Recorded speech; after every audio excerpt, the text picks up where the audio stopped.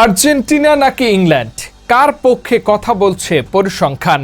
কে যাবে বিশ্বকাপের ফাইনালে? আর্জেন্টিনা ও ইংল্যান্ডের ফুটবল দ্বৈরথ সবসময় এক রোমাঞ্চকর ইতিহাস বহন করে।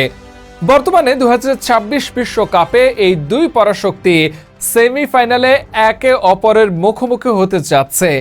ফাইনালে যাওয়ার এই মহালড়াইয়ের আগে দুই দলের মুখোমুখি পরিসংখ্যান এবং কার শক্তি কেমন, চলুন সেটা দেখে নেওয়া যাক। 2026 বিশ্বকাপের সেমিফাইনালে মাঠে নামতে যাচ্ছে দুই পরাশক্তি আর্জেন্টিনা এবং ইংল্যান্ড। দুই দল এখন পর্যন্ত 14 বার মুখোমুখি হয়েছে, যেখানে 3 বার জিতেছে আর্জেন্টিনা এবং 6 বার জিতেছে ইংল্যান্ড এবং 5টি ম্যাচ ড্র হয়েছে। তবে পরিসংখ্যানের খাতায় ইংল্যান্ডের পাল্লা কিছুটা ভারী মনে হলেও সেমিফাইনালের মতো বড় মঞ্চে এই দুই দলের দ্বৈরথে পূর্বের রেকর্ড খুব একটা প্রভাব ফেলবে না। বর্তমান বিশ্ব চ্যাম্পিয়ন হিসেবে বড় ম্যাচ নিয়ন্ত্রণ করা এবং মানসিকভাবে চাপ সামলানোর ক্ষেত্রে আর্জেন্টিনা অত্যন্ত পরিপক্ক একটি দল। দলগত বোঝাপড়া এবং আক্রমণ ভাগের ক্ষিপ্রতা তাদের সবচেয়ে বড় শক্তি।